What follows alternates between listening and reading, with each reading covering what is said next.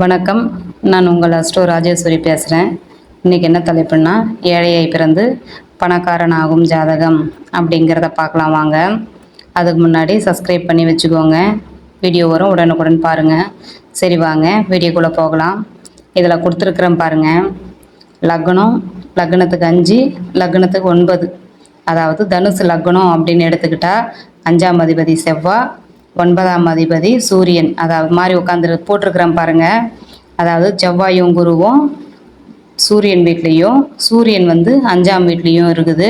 இந்த மாதிரி இருந்தால் யோகம். அதே மாதிரி ஒரு துலா லக்னத்தை எடுத்துக்கோங்க.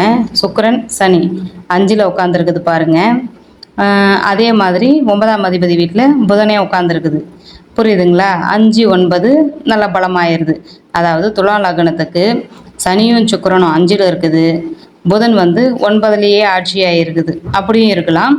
இல்லை 9ஆம் அதிபதி லக்னத்தில் இருந்து லக்னாதிபதியும் சனியும் ஒன்றா சேர்ந்து 5ஆவது வீட்லேயும் இருக்கலாம், 9ஆவது வீட்லேயும் இருக்கலாம்.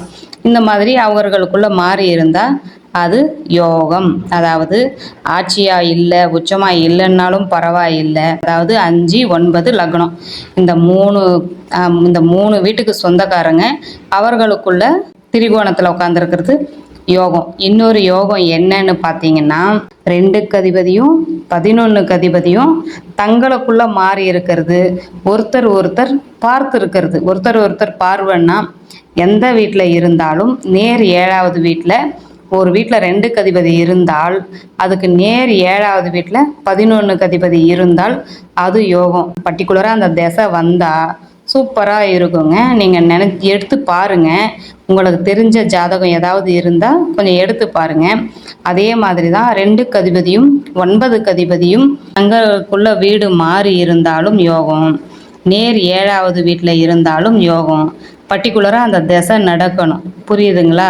ஏழையாக பிறந்திருந்தாலும் அவங்க பணக்காரனா கண்டிப்பாக ஒரு நாள் இல்லைன்னா ஒரு நாள் அவங்க ஆயிடுவாங்க. கடைசி காலத்துலையாவது பணக்காரனாக தான் அவங்க இறப்பாங்க.